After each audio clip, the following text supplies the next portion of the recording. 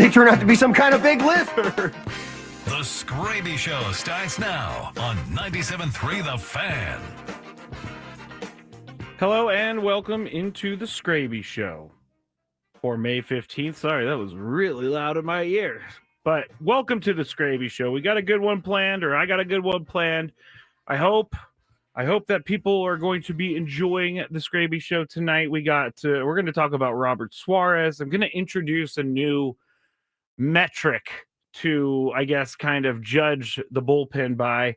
Also, we'll talk about Yu Darvish and what's going to happen when he gets back. And in the second segment, I'm going to do a Manny Machado appreciation segment because he has been so good as of late. This is a Manny Machado that I have never seen. Someone who's really carrying the team right now. And he's doing it in a way that I haven't seen him do, which is just basically tear the cover off the ball. So I went through a bunch of exit velocities. I went through his hitting streak, and I'll give you some more information on that. Also, at the end of the show, we're going to talk, about some random stuff as we usually do. But there's something called the Chromebook Challenge that I am not sure about.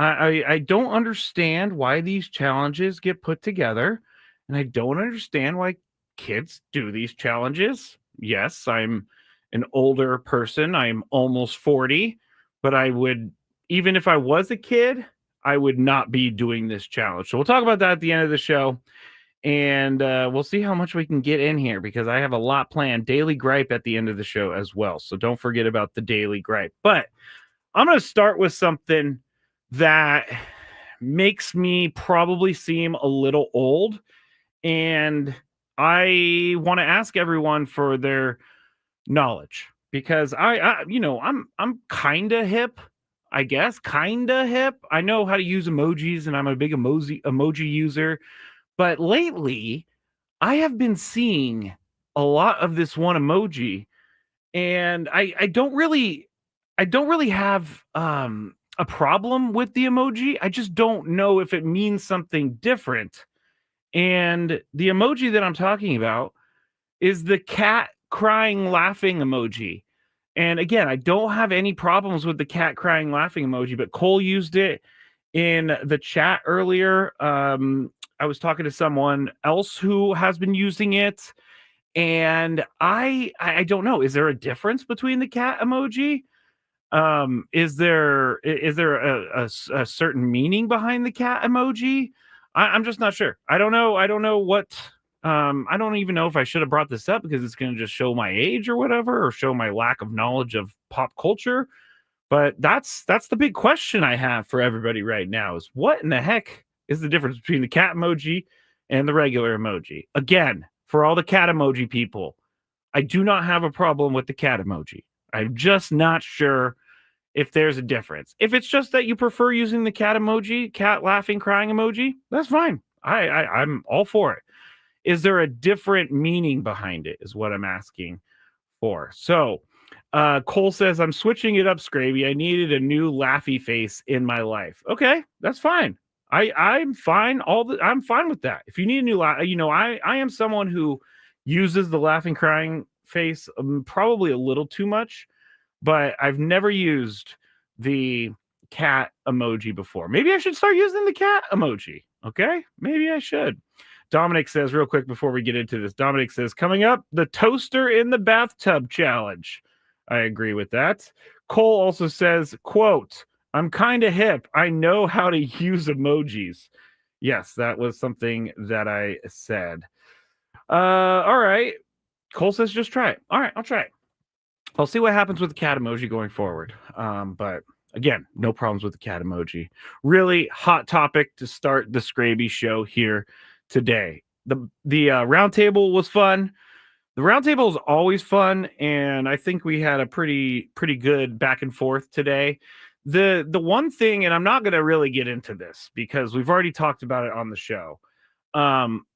The one thing that I knew was going to be controversial, but I didn't understand how controversial it has become, is the Pete Rose thing. like Pete Rose being removed from the banned list everyone has an opinion on that, which there's a lot to it. There's a lot to that story. And again, I'm not going to go into it because I truthfully don't 100% know my answer to it, because as I said on the roundtable, I think putting him into the museum is perfect.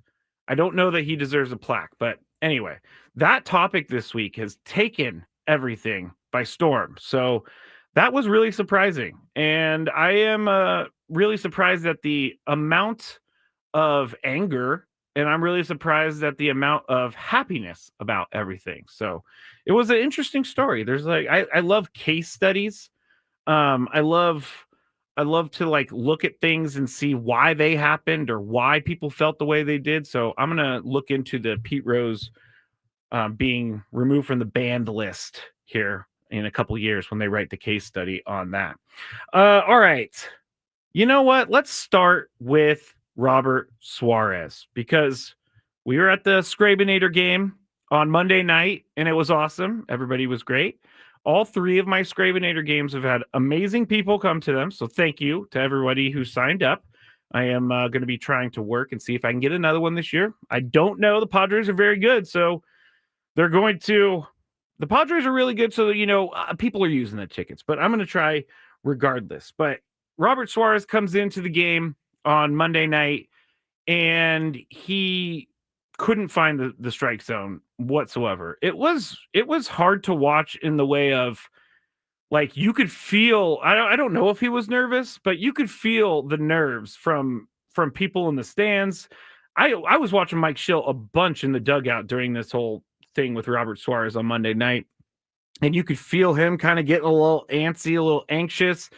But Robert Suarez is one of the most consistent closers in this league and has been for a couple years. And when we talk about Robert Suarez, last night I was very curious to see what he was going to do and how he was going to bounce back, because throwing 30, I think it was 33 pitches, maybe 32 pitches and 16 balls, and some of those strikes that he quote unquote threw were balls that the Angels swung at and fouled off.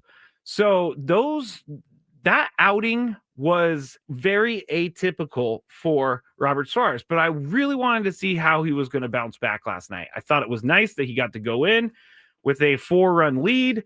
So when he comes out, I was like, let's see, Robert Suarez, what you're made of. And I kind of figured he was going to figure it out. And I thought that the way he started when he threw 2 balls to start the inning, I was like, he still can't find the zone. And it was a little scary for a second, but then everything was fine. He got back to being Robert Suarez. He got the 3 outs. Padres win the game, and he is back to being in everyone's good graces as the San Diego Padres closer. Now, I was talking to someone last weekend about like topics and how we should be talking about things on the show. And I have developed my own rule of thumb. I have developed this metric for when we should talk about things.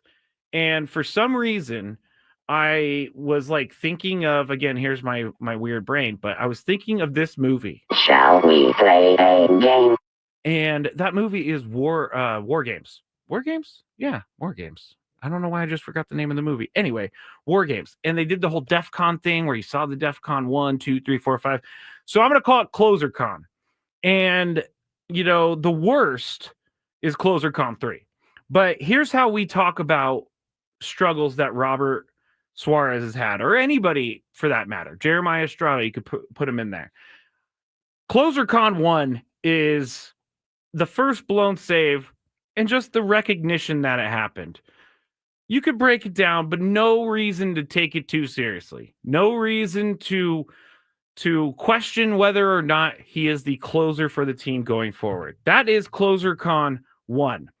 And I don't think that you necessarily need to really spend a lot of time after one blown save. CloserCon 2, if you have 2 in a row, it's worth a small breakdown.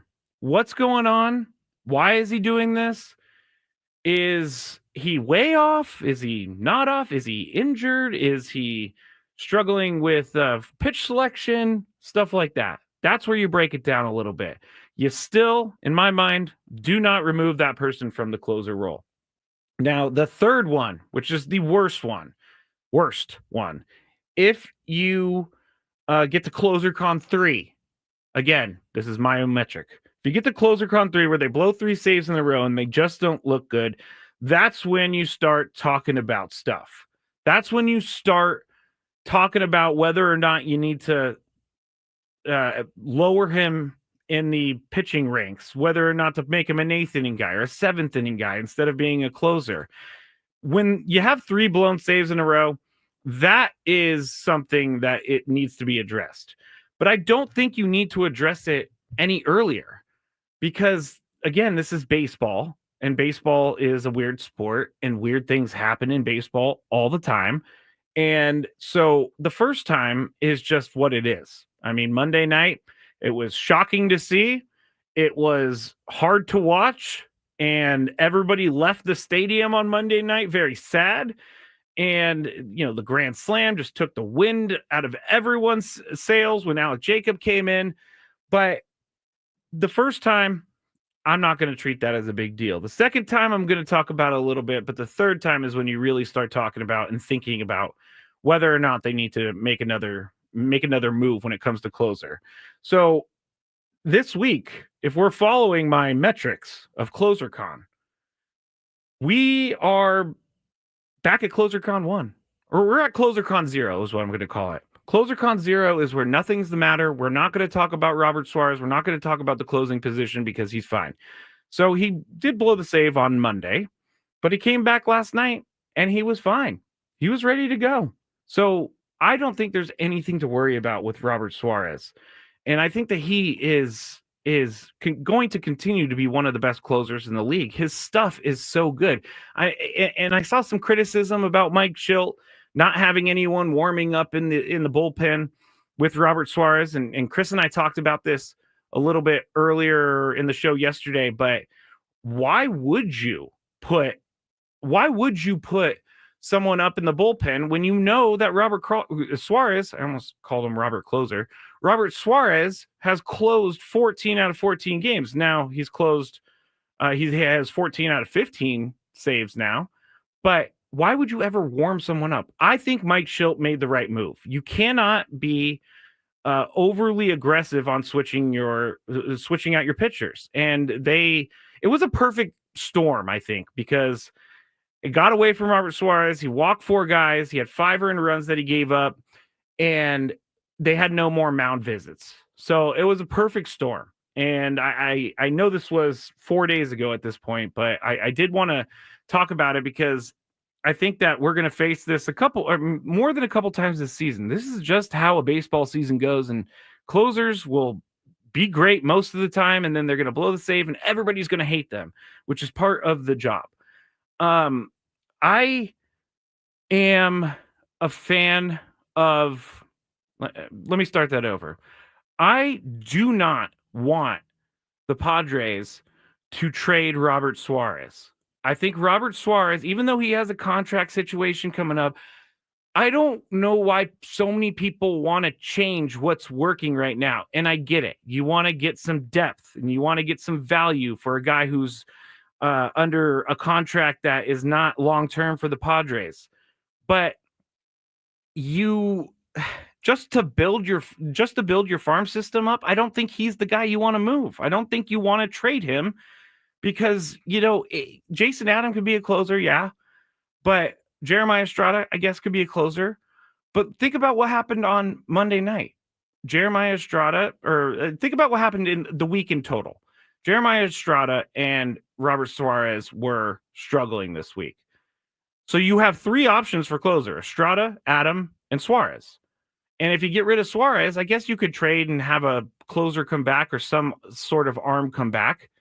But that's not what I want to do. Suarez is on this team. He is part of this team, and he is part of the identity of this team. No one in baseball wants to see Robert Suarez come out of the bullpen because they know he's going to shut them down. They can't hit him.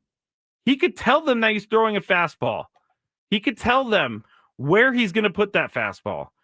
And it's likely that the hitter's not going to catch up to that fastball. And so I really think that when you have a closer that's as automatic as Robert Suarez that we've seen over the years, I think you have to keep that as a part of your team, because this team, I know that people don't want to go this far, but this team really, with a few moves maybe to bolster the left field position, maybe get a couple or one more bench piece, this team could go deep in the playoffs if they stay healthy. It really is something that I think that they are chasing, and they have a real legitimate shot at making it to the World Series. And again, there's a lot of baseball left. And if they stay healthy and they're doing what they're doing, Mike Shildt has this team ready to play. Mike Shildt has this team firing on all cylinders. And Mike Shildt has put together a pretty strong start to the season. And that's why I don't want to change anything. And I don't know why Johnny keeps posting, we need a left fielder, though. Yeah, no, you don't. They're winning. Would it be nice? Yeah. It would be nice to have a left fielder that can hit. But right now, you don't need to go make a trade. It's not like a do or die thing. It's not a do or die thing for the Padres to go out and get a left fielder. It just doesn't absolutely 100% need it. The season does not hinge upon a left fielder hitting 20 home runs, because they have that production elsewhere. I get it. The left field position, we want to see a little bit of a stronger position. I do too. But right now, you got Jason Hayward playing good enough defense to not make you susceptible to things in the field. And so I want to. It's not that I want to keep Jason Hayward just because he's playing good defense, but you can still win games with the left field position the way it is for the Padres. And I think that's important, because if they were losing games because they didn't have a left fielder, then we're having a completely different conversation. But they've made it to this point in the year with what they have, and it hasn't really been a problem. It hasn't, to me at least. It hasn't been a problem. I want to see someone hit more, yes. But I don't think they need to go and shake up the team just to get a guy who could hit 250 or something like that. Like, trade deadline, probably going to be talking more about this. And I would think that they would have the left field position kind of figured out by trade deadline time, whether that is to go trade for someone, or whether they've already traded for someone, or whether they've brought someone in. But I really think that we need to keep the game, or keep the team the way it is right now, because they're doing great things. They're winning. They are playing together. And I would like for the Padres to see part of that through. Things can change. I'm not doubting that, or I'm not saying that they're not going to change. Plenty of season to go, over 20 games, or 115, over 115 games left. There's a lot of baseball, but they've already done a great job to start the year.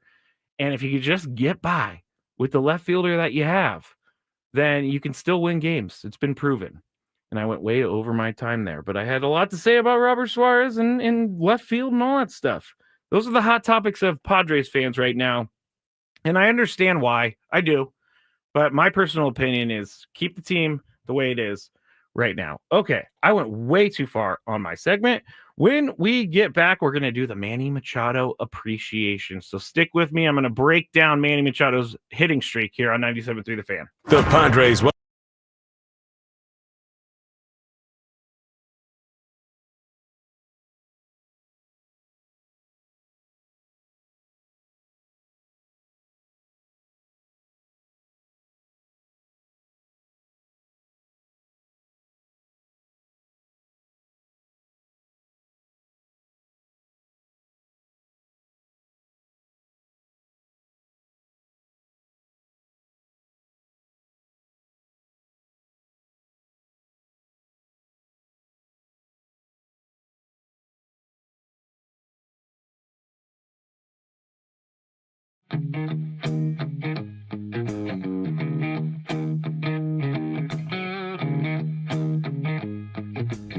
There's Roadrunner. Meet me. He doesn't like me. I guess I wouldn't like me either if I was chasing me. As you can see, I'm all Aztec out here at the Aztec Baseball Tournament. It's the SDSU Baseball Alumni Tournament. Right now, we are 1 under in the scramble. And Chris is playing well, Tony's playing well. But our ringer, Jack Townsend, is playing really well.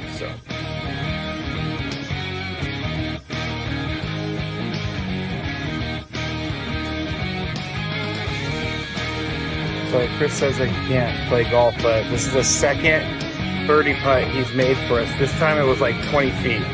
Thank you very much, Skraby. But once again, you're hitting some very nice shots as well. I'm not usually complimentary to you, but I can't help but be complimentary.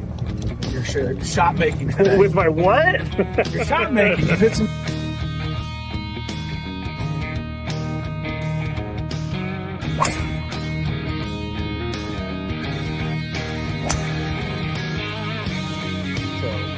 We are league 10 now, and it's getting really windy. It's actually kind of cold. I'm not gonna lie, I know we're in San Diego, but we're 3 under as a group. We just got off the birdie, and I just hit my defense.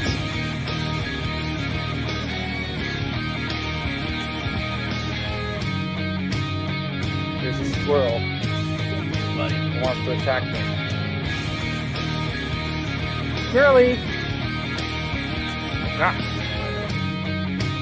We just got our second birdie of the day thanks to this guy. Yeah, a 4-footer after. It was a 5-footer. After our pro drove it 300 to the front of the green and then chipped it within 5 feet. Uh-oh. Skraby, don't feed the animals. Don't feed the animals. I do feed animals, but Chris made a birdie putt. Leaving the golf course. And we ended up shooting 63 once everything was accounted for, since it was a scramble and we had an SDSU golf player, Jack Townsend. He was with us and he did a lot for us. I think we shot 63 because of him, but we all had a good time.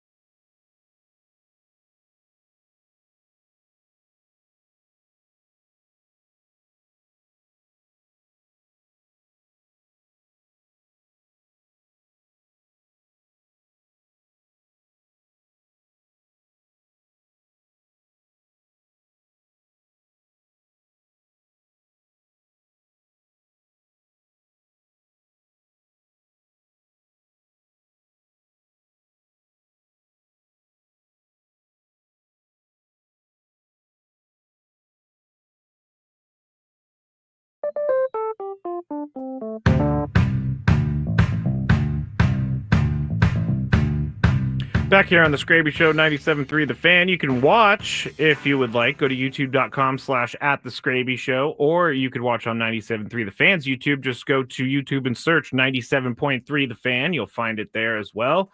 And I'm broadcasting on the Twitter right now, @Matt Skraby, MATTSKRAB as in boy, Y. Also on Twitch and Facebook in the 97.3 The Fan account. So plenty of places to watch the show.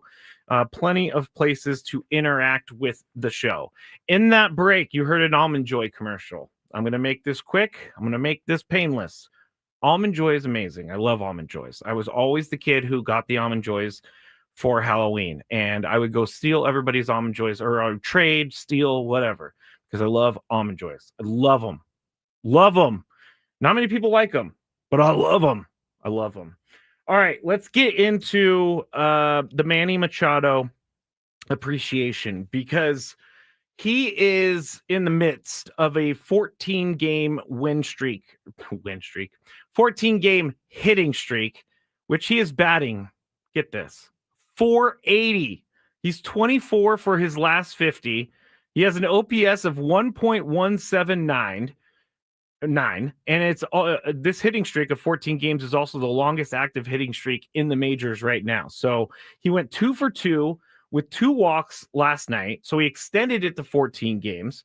It's the second longest of his career, and it's the longest hitting streak he has had as a Padre. So this could be something that we could be watching for a little bit, because he's getting his hits, and he's getting his hits out of the way early.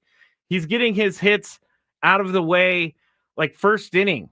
So I always, because I play MLB The Show, and yes, I'm comparing myself to Manny Machado right now. But when I'm on a hit streak in MLB The Show, I get a little nervous when it's like, because I've gotten to 30-game hit streak or something. I get a little nervous, and I like to get it away or get it out of the way early. And if I don't, then my last at bat, I get a little weird, and I end up swinging at pitches I shouldn't swing at, stuff like that. Manny Machado is actually playing baseball, so I'm going to stop comparing myself right there. But he is locked in right now. And according to Kevin Acee, and again, I'm going to say this a million times, the Kevin Acee newsletter is amazing. It has so much good information in it. And since 2015, he has put together a hitting streak of at least 12 games 4 times. Those streaks have been part of a stretch of at least 28 games in which he posts an OPS over 1.1. In fact, Kevin Acee writes, for the last 4 seasons, he has put together a stretch of at least 2 months in which he had an OPS of at least 849. And we know this is how Manny works.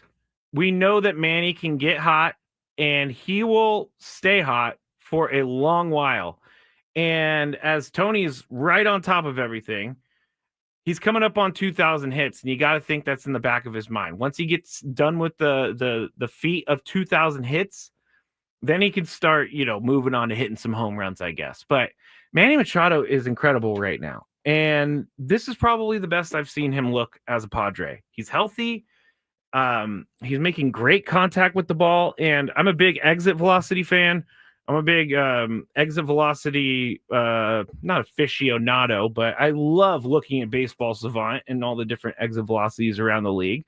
And in his 24 hits that he's had during this streak, his average exit velocity is 99.5 miles an hour, which is very, very good. If you have an exit velocity of over 90, you're hitting the ball pretty hard. If you have an exit velocity over 95, you're hitting the ball really hard. And if you have an exit velocity over 100, you are scorching the ball. And if you have an exit velocity over 110, you are basically turning the ball into a big fireball, because that's how hard you are hitting it. And in the 24 hits that he's had in this 14-game streak, 11 of those hits were over 100 miles an hour. 13 of those hits were under 100, but not many were under 90, because there were 8 over 90, 8 hits over 90 miles an hour off the bat. His strongest hit during this streak is 114.8. In fact, he's done 110. Let me see. 1, 2, 3, 4, 5, 6. He has 6 hits out of those 24 with an exit velocity of over 110 miles an hour. Now, why am I breaking this down? And why am I telling you all about the exit velocity? Because this tells you how he's contacting the ball, and this tells you how locked in he is. Because when he's getting on base almost half the time, he's hitting 480 right now, and he is just crushing the ball. It's a beautiful thing to see. It really is a beautiful thing to see. I love watching Manny hit. He makes it look so easy, as I've said multiple times. But when he hits the ball hard, you can just tell he hits the ball hard and he's locked in. And if Manny Machado can keep this up for a lot longer, this team is going to go a long way. Manny Machado and Fernando Tatis Jr., if they're locked in together, that's a scary first three in the lineup, because you got Fernando, Arise, and then Machado. Now, Arise doesn't scare you in the way of power, but think about that as a pitcher. You have to go through Fernando Tatis Jr., who can hit a pitch out of the ballpark at any moment. You have to go up against Luis Arise, who has won batting title after batting title after batting title. And then you have to go up against Manny Machado, who's hitting the ball harder and more than anybody else in baseball right now.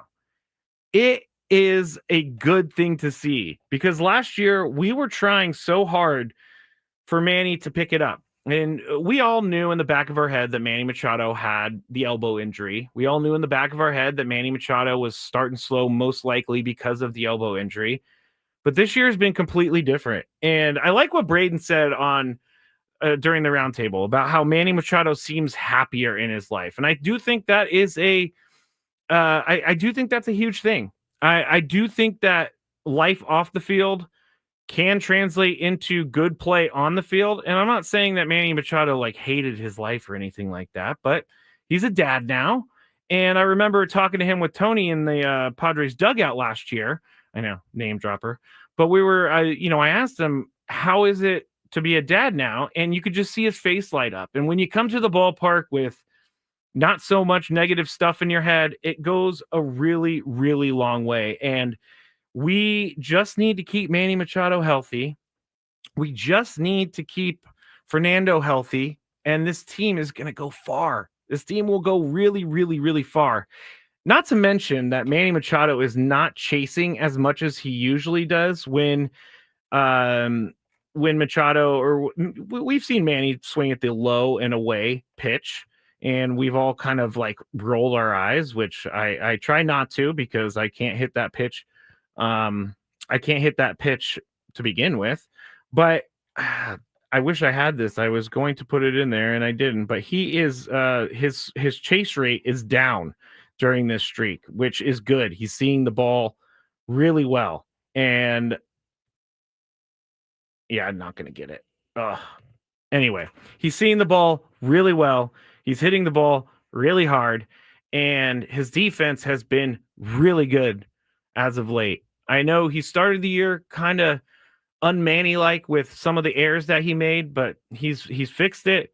He's locked in, and it's something that we should all really enjoy watching, because he is one of the best baseball players in the league right now, and he is leading the Padres in the charge to taking on the Dodgers in the division. No one thought that they were going to be where they were in the division this far into the season.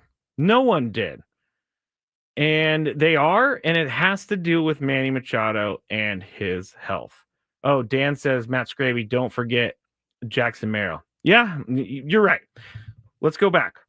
You have Fernando. When you're a pitcher, you're facing Fernando, Arise, Machado, and then you're facing Jackson Merrill, who also has proven that he can hit out of the ballpark whenever he wants to. I can't underscore the stuff that he is doing. I encourage everybody to go to Baseball Savant, type in Manny Machado's name, and just kind of look around at some of the numbers, because you'll notice that his numbers are a lot higher than most of the other numbers on the page. And they break everything down at the top, and it has like percentiles. And everything that he has right now is way over to the right, which means that he is at the top of every percentile. And I don't know. I've said it a million times. I guess I'll say it again in closing, but it's been really fun to watch Manny Machado play baseball this year. And Manny Machado is, as Johnny said on the chat, Manny Machado is now, does he have more? Let me go back to Johnny's comment real quick, just so I don't get it wrong. Because, oh, here we go. Johnny, Manny's tenure with the Padres is now as long as when he was with the Orioles. That's crazy to me. That is absolutely insane to me. But he's a Padre now, and he's going to be a Padre for a very long time. So he's ours. We're not going to give him away. I promise you that. All right. When we get back here on the Skraby Show, we have a couple more things to talk about. I want to talk about you, Darvish, real quick, because once he comes back, I have no idea what they're going to do with the rotation. So we'll kick around some ideas. On the other, after that, we're going to talk about the Chromebook Challenge, and I want to go, and then we'll go into the Daily Gripe. I'm trying really hard not to tease stuff that I'm going to talk about that I don't get to. So I think I can pay off on all of that, and we'll see where we're at during the segment. But stay with me. You're listening to the Skraby Show on 97.3 The Fan. Ben and Wood.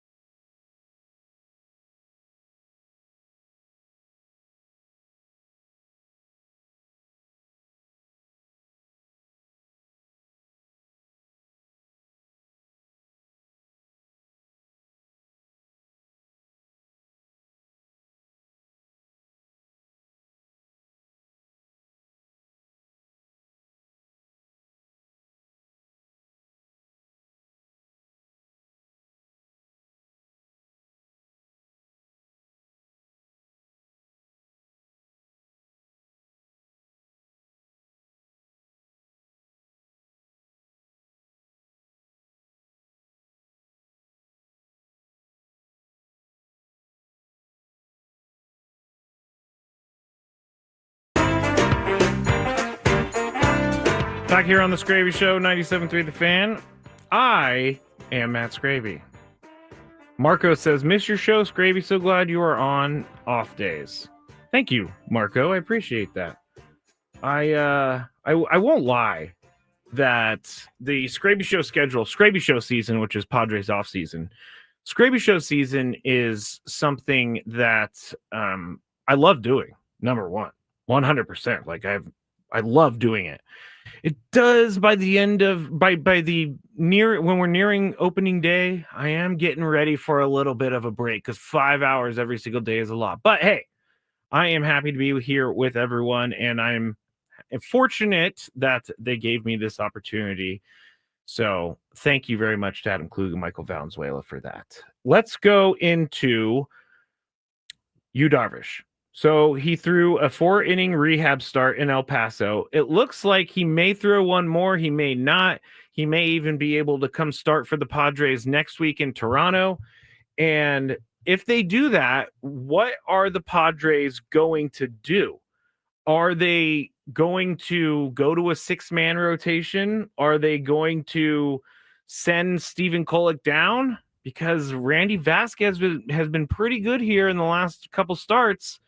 What are they going to do? And personally, I don't think that they're going to do the 6-man rotation, because the only reason I say that is I've heard in the past that pitchers don't like going to a 6-man rotation because it throws off their routine. They're used to throwing every 5 days. And I know that throughout the season, a 6-man rotation might be necessary for a little bit.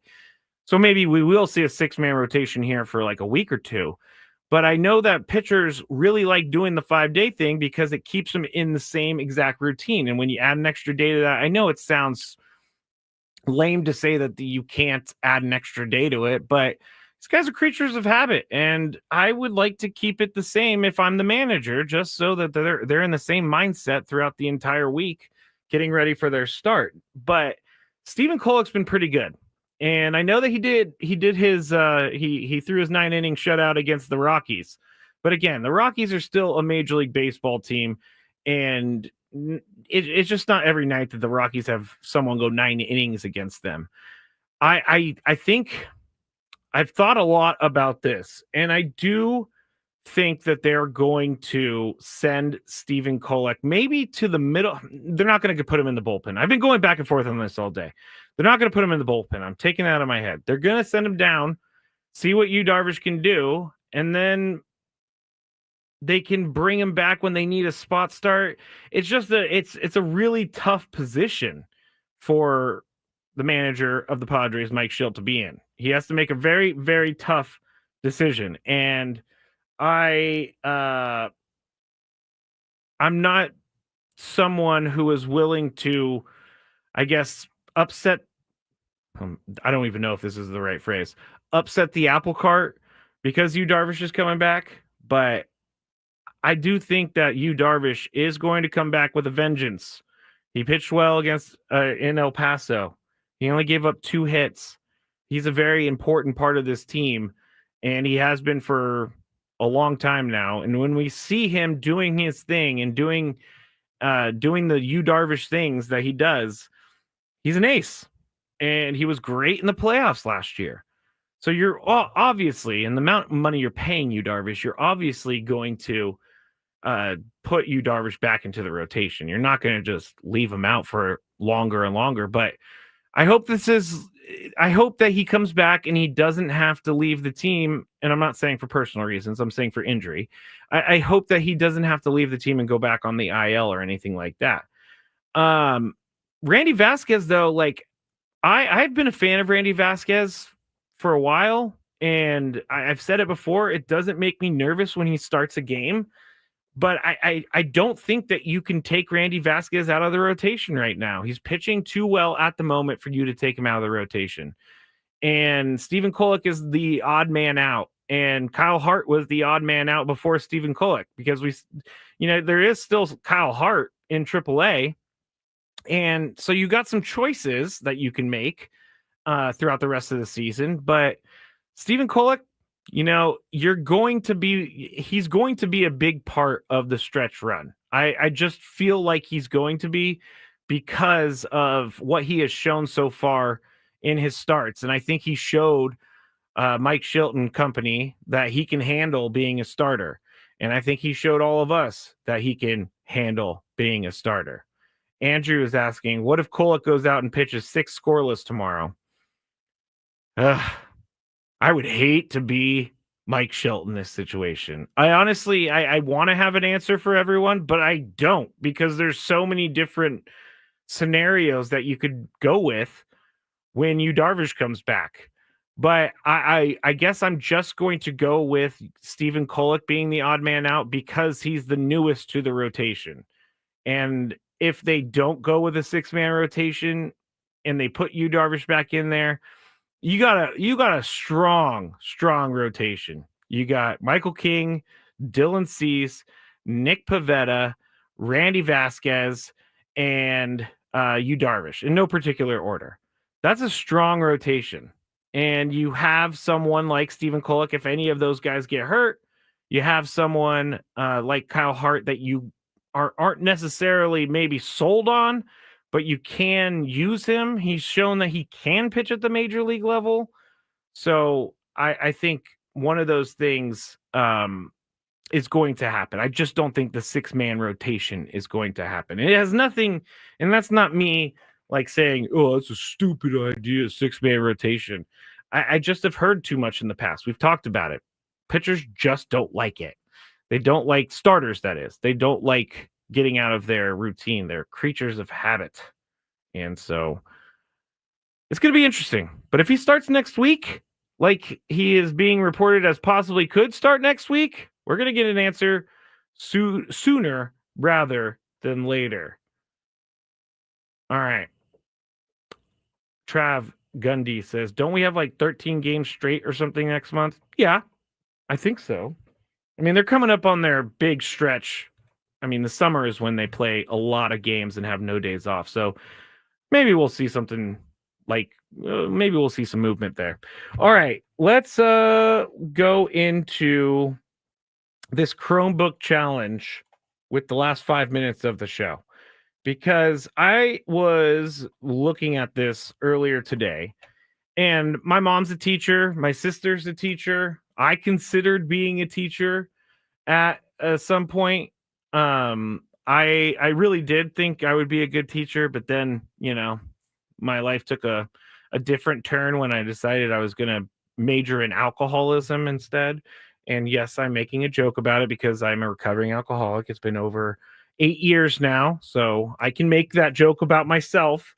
But I can't imagine what it's like to be a teacher today in this day and age. I can't even imagine it because there are so many distractions out there.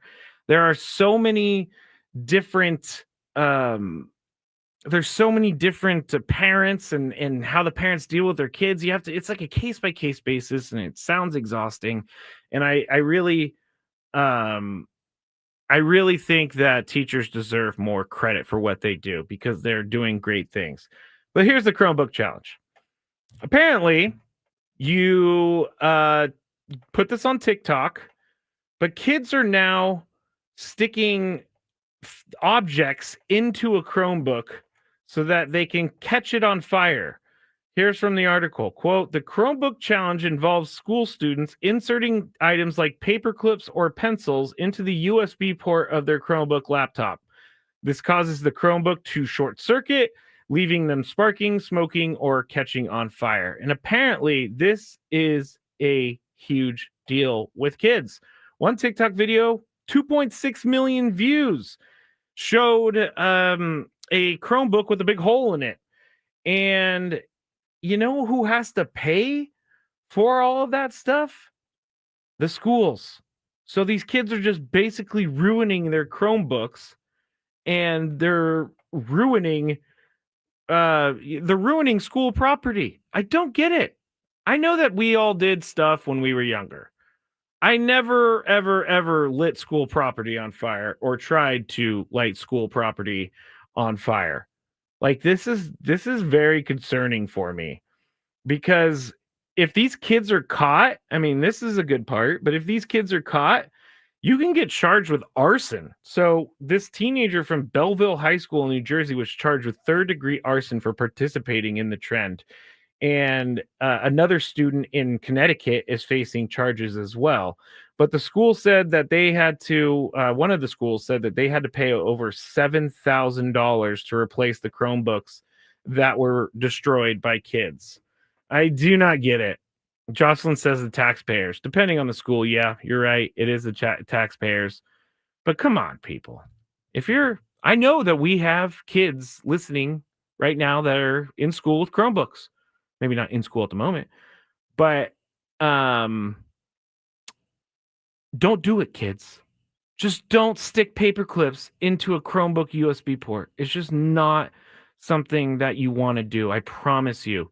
You will be so much worse off for doing that than if you got 2.6 million views on TikTok. Johnny says, actually, Padres diehard, and I'll go back to Johnny. I'm a substitute teacher for the San Diego Unified School District, and kids have no consequences. I catch them with vapes, and nothing happens. Yeah, that's bad. That's really bad. Johnny says, are you still recovering at 8 years? To me, you are recovered if you have stayed away from it for that long. I understand what you're saying, Johnny, but I'm always susceptible of getting back on the train because it's always there. That part of my brain will never leave me. So that's why I say I'm recovering, because it's always going to be like that. Like, I fully believe that if I were to start drinking, I fully believe if I were to start drinking, I would not stop. It would just be the same thing I did 8 years ago. And I feel it in my head right now, just thinking about it. So I understand, Johnny. I'm not mad or anything that you said that, but I will say that I'm always going to be in recovery. What's annoying Skraby today? Let's find out. It's time for the Daily Gripe.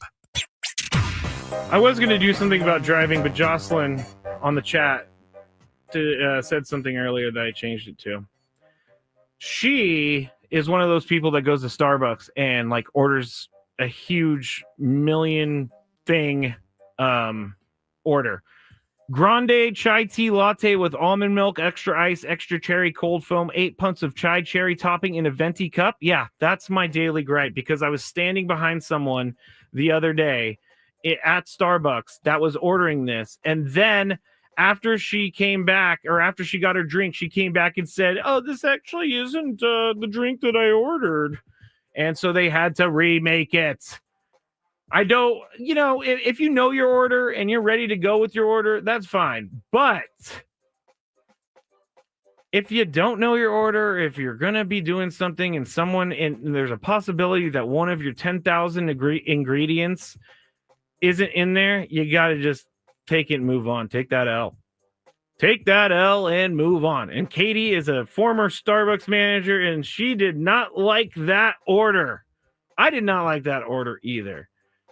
And I hope Jocelyn's going through, going inside for this, because it would be kind of brutal. It would be kind of brutal if you were in the drive-thru line and someone was ordering that, because I can just imagine that being terrible. All right. Here we go. That is the end of the Skraby Show. I appreciate everybody for listening. Tomorrow we're going to have Brandon Lockridge on the show, and we're not sure of a time yet, but we will have that for you. Also, we're going to do our countdown of Nick Cage, and the Padres are going to be playing the Mariners in Game 1 of the Vetter Cup, the new Vetter Cup. So everybody tune in. Ben and Wood starting at 6 a.m. 97.3 The Fan. Good night, everybody.